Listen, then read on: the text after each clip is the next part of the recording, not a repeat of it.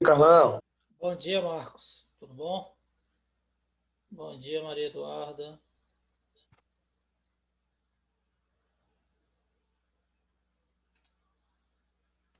Bom dia, professor. Deixa eu ver quem mais eu não falei aqui. Marcos já falei, Maria Eduarda. Deixa o pessoal chegando aí.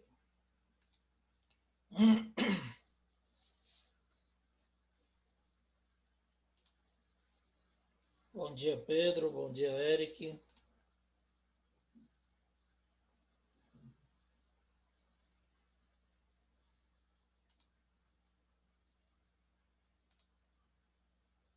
Estão me ouvindo direitinho aí? sim, professor. Beleza, então.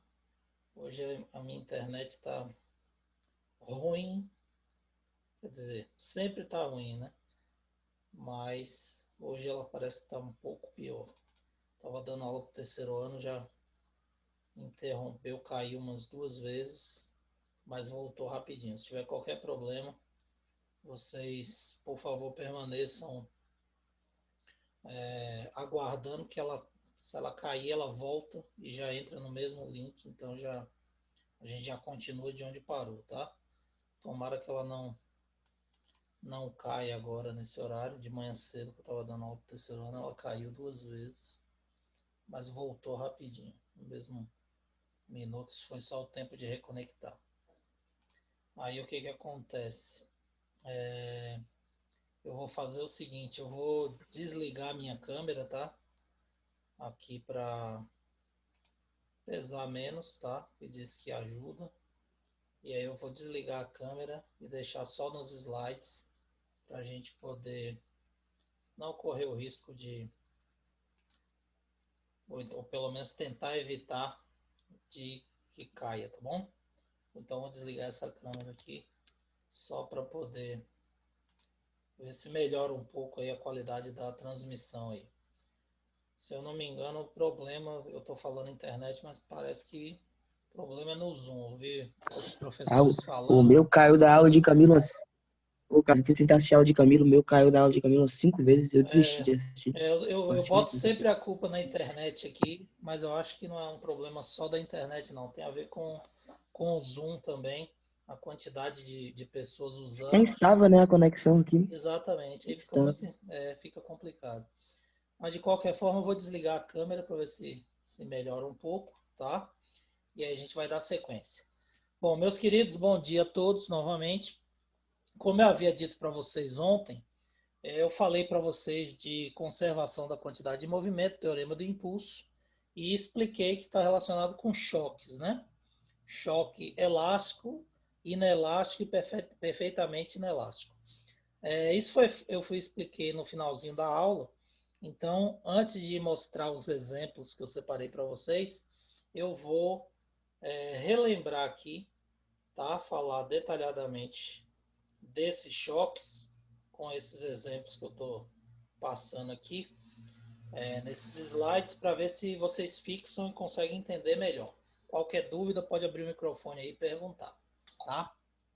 Bom, é o seguinte, eu disse para vocês que existe o choque elástico, tá?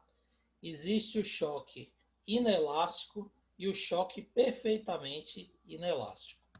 Então, o que é isso? Veja bem, choque elástico, vamos pegar como situação de exemplo bolas de sinuca, tá? Por exemplo. Então imagine aí que você tenha uma bola de sinuca que se desloca da esquerda para a direita aí, com velocidade de 10 metros por segundo em direção a outra bola que está se deslocando da direita para a esquerda com velocidade de 20 metros por segundo. Bom, o que vai acontecer? Essas bolas se chocam, tá? Esse choque, ele pode ocorrer de três Aí, formas. cara, já caiu. Travou? A minha cai toda hora, eu tô com raiva, velho. Poxa. Rapaz, é assim mesmo, não se preocupe não. Viu? A gente vai levando aqui, que infelizmente a gente não tem como controlar isso.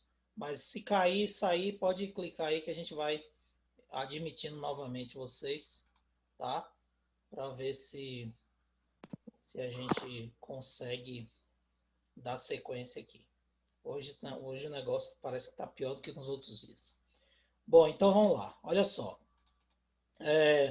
Então, essa bola, ela pode bater uma na outra, cada uma voltar em direções opostas a que ela estava, né, se locomovendo. Então, essa daqui estava indo para a direita, essa para a esquerda. Depois do choque, essa daqui volta para a direita e a outra volta para a esquerda. Ela pode ocorrer essa inversão, porém com queda de velocidade, e ela pode sair juntas para uma única direção. Isso daqui são os choques que eu falei para vocês. Então, o que vai ser um choque elástico? O choque elástico, eu disse para vocês, quando a energia ela é conservada, tá? Então, a energia cinética ela permanece constante. Sempre, independente do tipo de choque, a quantidade de movimento é sempre conservada.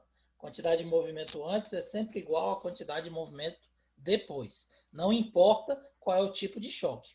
Porém, para você classificar o choque, ele vai mudar de acordo com a conservação da energia. Então, eu quero que fique bem claro que vocês não confundam. A quantidade de movimento vai ser conservada pelo teorema do impulso que eu falei para vocês. A quantidade de energia ela pode ser conservada ou não. E é isso que vai determinar o tipo de choque. Esse primeiro caso que está aí no slide, eu estou falando do choque elástico. Então, toda a energia ela vai ser conservada após o choque. Ou seja, ocorre uma restituição perfeita de 100% da energia. Então, a energia cinética antes é exatamente igual à energia cinética depois. Certo? O que acontece? Olha só. A bolinha estava com 10 metros, se choca com a outra bola no sentido oposto, com 20 metros por segundo. Depois do choque, uma bolinha sai com 12 metros por segundo e a outra com 18 metros por segundo. Ah, professor, mas a velocidade mudou e a energia cinética não é mv ao quadrado sobre 2? Sim. Então, se mudou a velocidade, muda a energia cinética. Muda a energia cinética de cada bola, mas não muda a energia cinética total. Por quê? Você tinha duas massas, dois m's, m vezes 10 ao quadrado sobre 2 e m vezes 20 ao quadrado sobre 2, certo? 10 mais 20, 30 metros por segundo. Observe a velocidade depois. Uma foi para 12 e a outra caiu para 18. Mais 12 mais 18 não dá mesmo 30? Os mesmos 30 metros por segundo que tinha antes. As massas das esferas não mudou. Então, você vai ter exatamente a mesma energia cinética, porque vai ser, no conjunto, a mesma massa, 2m, a massa de um mais a massa do outro, e a mesma soma de velocidades, 30 metros por segundo, as duas velocidades. Então, você não vai ter alteração. A quantidade de energia cinética vai ser a mesma. Claro que houve uma mudança em relação a cada bolinha, porque houve alteração na velocidade de cada bolinha. Mas se você somar a energia cinética das duas antes e a energia cinética das duas depois, serão exatamente iguais. Por isso, você vai ter um tipo de choque elástico, certo? Bom, e o choque inelástico? O choque inelástico, ele é diferente. No choque inelástico, apenas parte da energia que existia no sistema é conservada. Então, ocorre uma mudança. A energia cinética antes, ela vai ser maior do que a energia cinética depois. Observe aí, as duas bolinhas, elas se chocam, tá? Elas tinham a massa m, uma está com velocidade 10, a outra com 20. Se você somar as duas, vai dar 30 metros por segundo de velocidade. Observe que depois do choque, a velocidade da bolinha 1 caiu para 8 metros por segundo e da bolinha 2, 16 metros por segundo. 8 mais 16 são quanto? 24 metros por segundo. 24 é diferente de 30. Então, se você calcular a energia cinética depois, você vai ter menos velocidade nas duas bolinhas, 24 metros por segundo, e antes ela tinha 30 metros por segundo de velocidade. Isso quer dizer o quê? Que a energia cinética depois será menor do que a energia que ele tinha antes dos choques, certo? Então, houve perda de energia. E por que esse choque ele é inelástico, professor? Porque ele perdeu aqui, ó, através do choque, uma quantidade de energia que foi produzida, né, através do calor do impacto e do som gerado de uma bolinha batendo na outra. Então, ele consumiu parte da energia. Essa energia diminuiu, não é conservada, é só parcialmente conservada, certo? Então, esse é o choque inelástico. E nós temos o choque completamente ou perfeitamente inelástico, que é aquele caso do carrinho de supermercado que eu falei para vocês, ou do carro que está parado no sinal. Quando um corpo bate e os dois saem arrastando juntos, tá? Eles permanecem juntos após a colisão. Nesse caso, o que vai acontecer?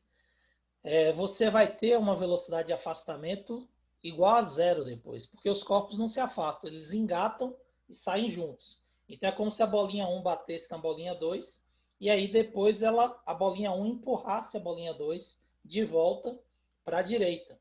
Então observe aí que você teria o quê? Uma velocidade de 6 metros por segundo, bem menor do que os 30 que tinha nas duas inicial. Claro, porque agora você vai ter duas massas se locomovendo em direção à direita. Então, dobrou a massa, vai reduzir bastante a velocidade.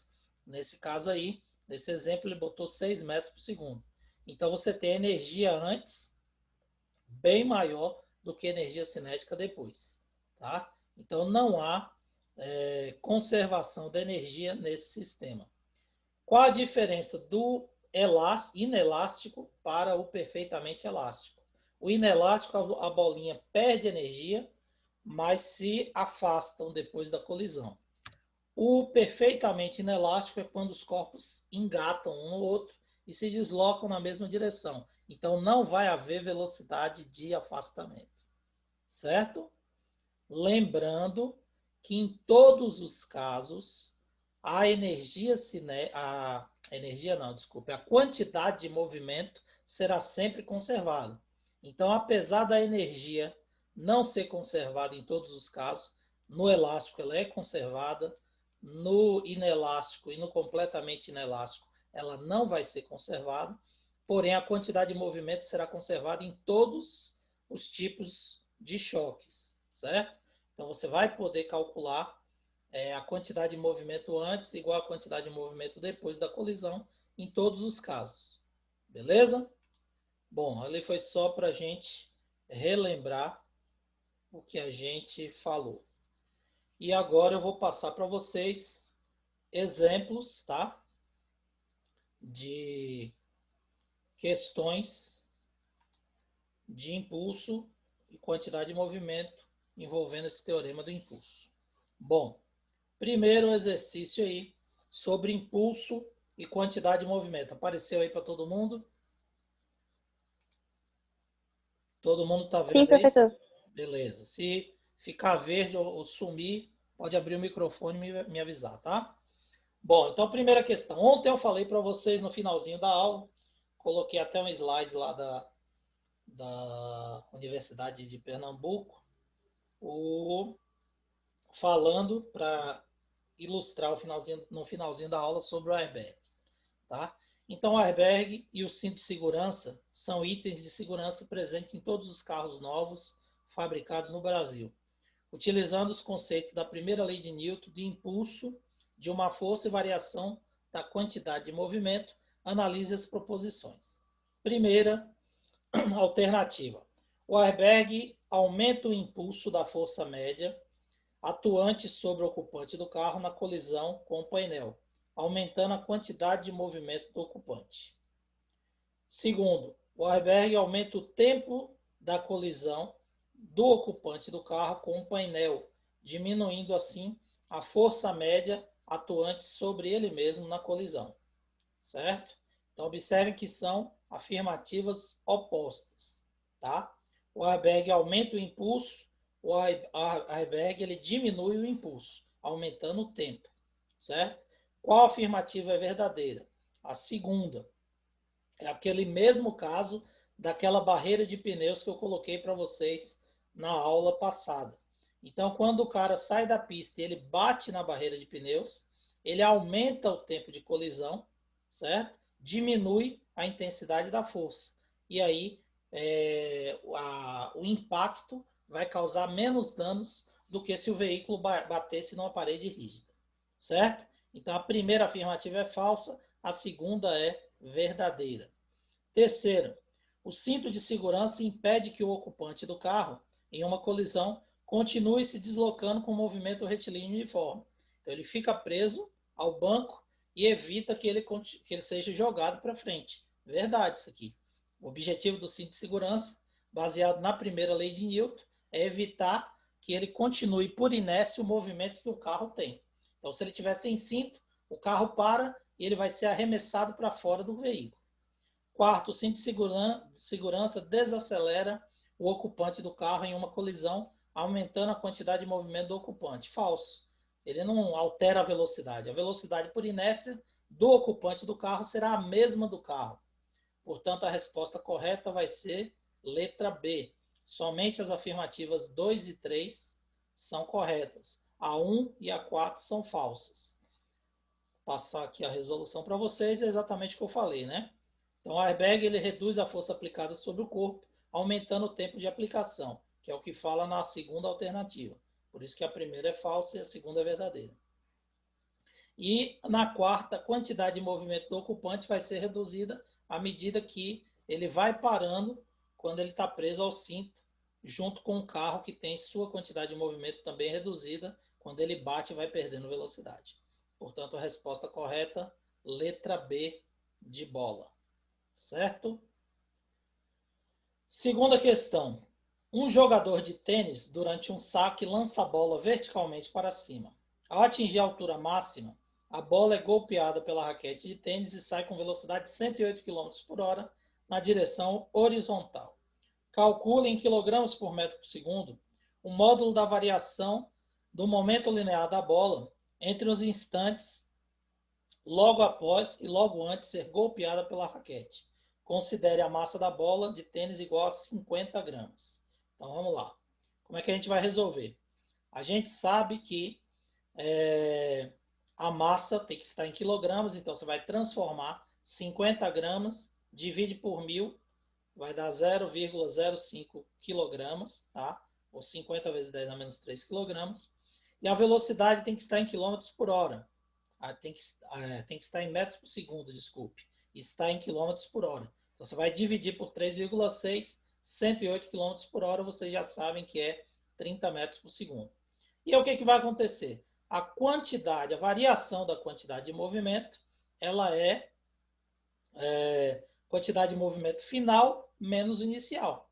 Então, você vai pegar quantidade de movimento final, vai ser A massa vezes a velocidade, a massa em quilos, vezes a velocidade da bola.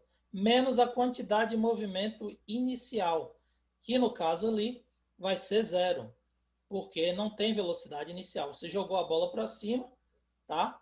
E quando a bola é atingida pela raquete, na direção horizontal, ela tem velocidade de queda, mas ela não tem velocidade na direção horizontal. Para a horizontal, ela estava parada, então a velocidade dela seria apenas de queda, não para frente. Então você não precisa colocar a velocidade inicial, ele botou zero aqui, tá vendo?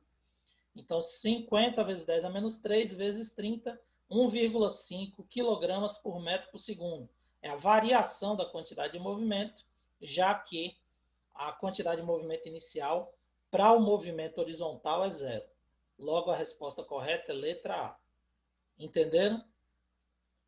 Se ele perguntasse a variação da quantidade de movimento em relação à queda, aí seria diferente. Ok?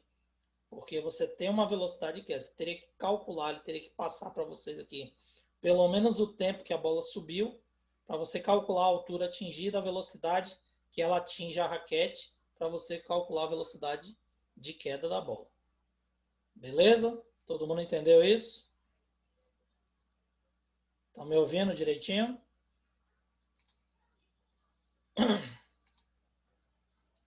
Abra o Sim, sim, microfone. sim. Ah, beleza. Me deu um retorno aqui. Como eu desliguei a câmera, some aqui para mim, tenho a impressão que eu não estou falando com ninguém. Bom, vamos lá. Então, a terceira questão. Considere uma esfera muito pequena de massa igual a 1 kg, deslocando-se a uma velocidade de 2 metros por segundo, sem girar, durante 3 segundos. Nesse intervalo de tempo, o momento linear dessa partícula é momento linear, a quantidade de movimento. Quando ele falar isso, vocês subentendem que é quantidade de movimento da partícula, tá? Então, o que você vai calcular? Você vai calcular a quantidade de movimento linear, quantidade de movimento que ela vai para frente da partícula. Quem é a quantidade de movimento? Massa vezes velocidade, tá? Então, tem que estar em quilogramas por metro por segundo. Essa daqui você já vê que pelas unidades você já elimina a B e a D, são absurdos. Fica só entre a C e a A, que quantidade de movimento você sabe que é em quilogramas em metros por segundo. Qual é a quantidade de movimento? A massa vezes a velocidade. Então ele deu a massa de 1 kg, a velocidade de 2 metros por segundo, já está na unidade correta. Só multiplicar, você tem 2 kg por metro por segundo. Ah, professor, por que ele passou esse tempo aqui? Ele pode passar 500 dados e informações do enunciado da questão. Você só vai usar os dados que você precisa para resolver a questão, de acordo com a fórmula. Ele colocou esse 3 aqui justamente para confundir. Porque se o aluno usar o tempo aqui, ó, multiplicar 1 vezes 2, achar a quantidade e multiplicar pelos 3 segundos, ele vai marcar a resposta letra C. Certo? Então, tomem cuidado com isso. Essas questões, ele pode passar vários dados para vocês e pedir para calcular determinada coisa, você vai usar apenas os dados que são necessários para resolver o que ele está pedindo, ok? Bom,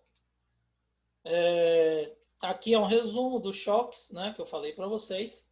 Então, o choque elástico, energia cinética antes é igual a energia cinética depois, inelástico, perfeitamente inelástico, a energia cinética depois é menor do que antes, porque ocorre uma queda de velocidade, como nós vimos no início da aula.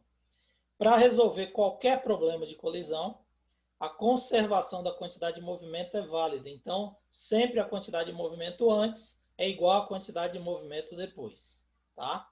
Isso aqui importa para a gente. Bom, aqui tem algumas observações que é importante vocês guardarem e lembrarem. Tá?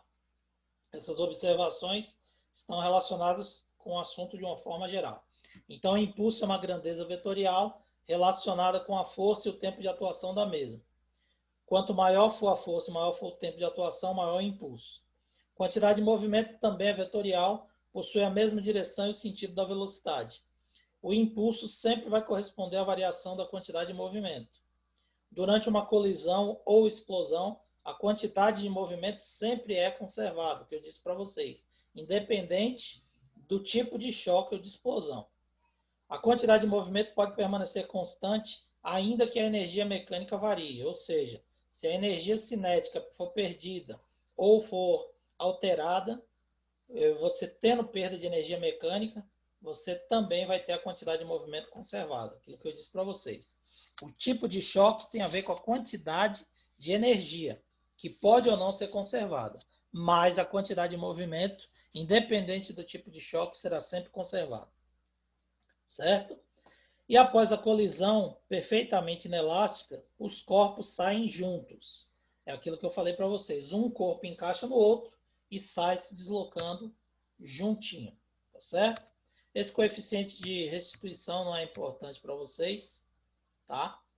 O que importa para a gente aqui são esses exemplos. Continuar passando essas situações aí de aplicação. Vocês observaram que aquelas três questões que eu passei anteriormente, elas falam do impulso, da quantidade de movimento de uma forma geral, simplificada. A conservação, o teorema do impulso, está mais relacionado com esses exemplos que eu vou passar agora para vocês. Então, observe o seguinte, ó. A figura mostra dois blocos A e B em repouso, encostados em uma mola comprimida, de massa desprezível. Os blocos estão apoiados sobre a superfície sem atrito e as massas são de 5 e 7 kg, respectivamente. Supondo que o bloco B adquira uma velocidade de 2 metros por segundo, qual será a velocidade adquirida pelo bloco A? Bom, então essa daí é uma questão típica de conservação da quantidade de movimento. O que vai acontecer? A quantidade de movimento de um corpo vai ser exatamente igual à quantidade de movimento do outro corpo. Então, a quantidade de movimento antes é igual à quantidade de movimento depois. Qual é a quantidade de movimento que o corpo tinha antes? Nenhuma, porque a mão está segurando os dois blocos, comprimindo a mola. Nem o bloco A, nem o bloco B tem velocidade. Então, a quantidade de movimento antes é zero, certo? Porém, quando você tira a mão, libera o conjunto, a mola distende e empurra os dois blocos. Qual vai ser a quantidade de movimento depois? A quantidade de movimento do bloco A mais a quantidade de movimento do bloco B. Então, os dois corpos vão adquirir velocidade, consequentemente, vão ter quantidade de movimento. Pelo teorema do impulso, a quantidade de movimento antes é exatamente igual à quantidade de movimento depois. Então, MVA é igual a MVB, quando você passar para o outro lado, certo? Menos MVB, porque elas têm sentidos opostos. Bom, como é que você vai passar aqui? A massa de A ele deu 5 kg, a massa de B é 7, a velocidade de B é 2, a velocidade de A que você quer descobrir, VA. Você colocou menos aqui, porque quando você passar MVB para lá, fica negativo. Ou se você deixar desse lado, como ele fez aqui, você tem que colocar a velocidade de B com sinal diferente da de A, já que elas têm sentidos opostos. Tá? Ou se você colocar de A menos e deixar de B positivo, o resultado vai ser o mesmo. Quando você inverter, você vai multiplicar por menos 1. Então, isso não importa. O que importa é que elas têm que ter sinais diferentes. E aí, quando você isolar, vai dar 14. Passa para lá, fica positivo. 14 dividido por 5. A velocidade de 2,8 metros por segundo vai ser a velocidade que o bloco A vai adquirir. Então, utilizamos o princípio da quantidade, da conservação da quantidade de movimento, do teorema do impulso. Ok? Todo mundo entendeu isso aí? Dúvidas? Tranquilo? Pode continuar? Abra o microfone aí, me dê um retorno, para eu saber se vocês estão me ouvindo. Pode continuar, Tá professor. tranquilão, Carlos. Beleza. Então, vamos lá. Um outro exemplo aí. Um automóvel de 1 tonelada colidiu frontalmente com um caminhão de 9 toneladas. A velocidade do automóvel era de 80 km por hora para a direita. A do caminhão, 40 km por hora para a esquerda. Após a colisão, os dois veículos permaneceram juntos. Determine a velocidade do conjunto caminhão-automóvel após a colisão. E 2. Responda se em módulo A força de colisão que atuou no automóvel é maior, menor ou igual àquela que atuou no caminhão. E justifique sua resposta. Bom, primeiro, que tipo de choque é esse? É um choque completamente inelástico. Como é que eu sei? Porque ele disse que os dois corpos permaneceram juntos. Então, o caminhão bateu no carro, ou vice-versa, e o carro foi arrastado pelo caminhão, que tem massa maior. Certo? Bom, independente disso, eu não precisaria falar qual é o tipo de colisão, porque ele não perguntou nessa questão, eu só estou fazendo uma análise. Eu posso calcular, mesmo que eu não saiba o tipo de colisão, eu posso calcular a velocidade de um ou de outro, ou dos dois, utilizando a conservação da quantidade de movimento. Então, a quantidade de movimento antes é exatamente igual à quantidade de movimento depois. Qual é a quantidade de movimento antes? O carro tinha uma quantidade de movimento que correspondia ao produto da sua massa com a velocidade dele. E o caminhão tinha uma outra quantidade de movimento que corresponde à massa do caminhão vezes a velocidade do caminhão. Lembrando que a velocidade do caminhão era oposta à velocidade do carro, porque eles tinham sentidos contrários. Um estava indo para a direita e o outro para a esquerda. Então você tem que colocar aqui o sinal negativo, ou no carro ou no caminhão, tanto faz. Colocou aqui no caminhão, que tinha sentido oposto. A quantidade de movimento depois. A quantidade de movimento depois vai ser a soma das massas, já que eles estão juntos agora. Você vai somar a massa do carro mais a massa do caminhão, vezes a velocidade do conjunto, que é o que ele pediu para você descobrir. Então, quando você fizer isso daí, você vai calcular matematicamente, vai dar 80 mais menos 360, aí você diminui, fica menos 280 dividido por 10. Menos 280 dividido por 10, menos 28 km por hora. Tá? Então, menos 28 km por hora significa o quê? Significa que o conjunto deslocou a 28 km por hora de velocidade, os dois juntos, para onde? Para a esquerda. Ah, Carlos, como é que você sabe que é para a esquerda? Porque eu coloquei aqui que o negativo era para a esquerda, certo? Na velocidade do caminhão. Então, se meu resultado deu para negativo, significa que está na direção que eu coloquei negativo, para a esquerda. Se eu tivesse colocado menos 80 aqui no veículo, o que ia acontecer? O resultado ia dar positivo, porque o 40 seria positivo, 28 km por hora, o conjunto estaria se deslocando para a esquerda também, porque 40 eu tinha colocado positivo e representaria o deslocamento para a esquerda. Entenderam isso? Então, independente de eu colocar o sinal em um ou outro, o sinal só vai servir para mim de referência, certo? E aí, se eu colocar aqui o sinal negativo na velocidade do veículo, aqui vai ficar positivo e a minha resposta vai ser positiva. Se a minha resposta fosse positiva, estaria com o mesmo sinal dos 40, que é a velocidade do caminhão, indicando que o conjunto estaria se deslocando para a esquerda, certo? Então, a primeira, velocidade de 28 km por hora para a esquerda. E ele pede para responder se a força é maior, menor ou igual que atuou no automóvel do que a que atuou no caminhão. Ela é exatamente igual. Por quê? Porque é uma força de ação e reação. Ah, professor, por que o carro estraga mais? Porque a massa do carro é menor. Então, eu expliquei para vocês, quando a gente falou de dinâmica, que se eu aplicar a mesma força em massas diferentes, os efeitos serão diferentes. Ainda dei o exemplo para vocês. Eu tenho duas crianças de patins. Uma tem 10 quilos, a outra tem 15 quilos. Se eu empurro as duas com a mesma força, quem vai deslocar mais? Aquela que tiver massa menor, certo? A mesma coisa vai ser no impacto. Se eu estou colidindo um carro de 1 tonelada com com outro veículo de 9 toneladas, quem vai sofrer mais danos? A força gerada vai ser a mesma no impacto, tá? Porém, o carro que tem menos massa vai sofrer mais danos, ok? Todo mundo entendeu?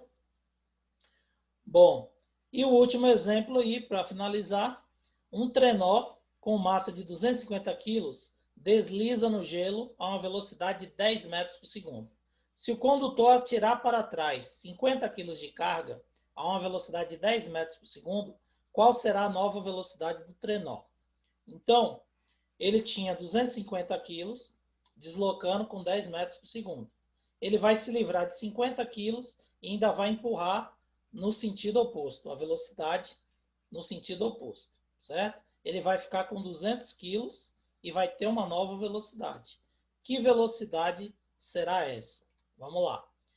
Do mesmo jeito, eu falei para vocês que a quantidade de movimento antes é igual à quantidade de movimento depois. Antes, ele tinha a massa total de 250 kg com velocidade de 10 metros por segundo. Isso vai ser igual à quantidade de movimento que ele tem depois. Quantidade de movimento depois vai ser a velocidade vezes a massa da pedra, tá? Da carga que ele se livrou, mais a velocidade do trenó, que agora tem uma massa 50 kg menor. Então, o que vai acontecer? Massa da carga vezes a velocidade da carga, mais a massa do trenó vezes a velocidade do trenó. Vai ser a quantidade de movimento que ele tem depois. Lembrando que ele jogou a carga no sentido oposto. Está tendo a figura aqui. Então, se a velocidade aqui do trenó é positiva, essa daqui tem que ser negativa, ou vice-versa. Então, você vai colocar aqui. 250 vezes 10 é igual a 50 vezes menos 10, porque essa velocidade foi para trás, mais 200 vezes a velocidade que você quer descobrir. Então, vai dar 2.500, 500, vai passar para lá positivo, então 2.500 mais 500 dá 3.000, dividido por 200, você tem uma velocidade do trenó agora de 15 metros por segundo. Claro, a velocidade do trenó, já que a quantidade de movimento vai ser conservada, ela tem que aumentar. Você diminuiu o peso do conjunto, você vai aumentar a velocidade que esse trenó vai ter posteriormente. Certo? Todo mundo entendeu isso aí? Alguma dúvida? Deixa eu só registrar aqui a frequência de vocês. Se der tempo, tem mais um exemplo ali que eu tinha separado. Deixa eu só registrar aqui, que eu não posso deixar de fazer aqui a chamada de vocês, passar depois a chamada de vocês. Mas, se der tempo, a gente vai passar outro exemplo ali, se tiver mais uns minutinhos aí. Só terminar de registrar aqui.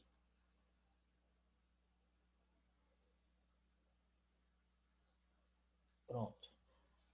Vamos ver quanto tempo aqui a gente tem. Ainda dá tempo. Certo? Alguma dúvida? Até aí, pessoal? Tá tranquilo? Todo mundo tá entendendo? De boa? Então vamos lá. Outro exemplo que eu havia separado para vocês, vai dar tempo de passar, ainda bem.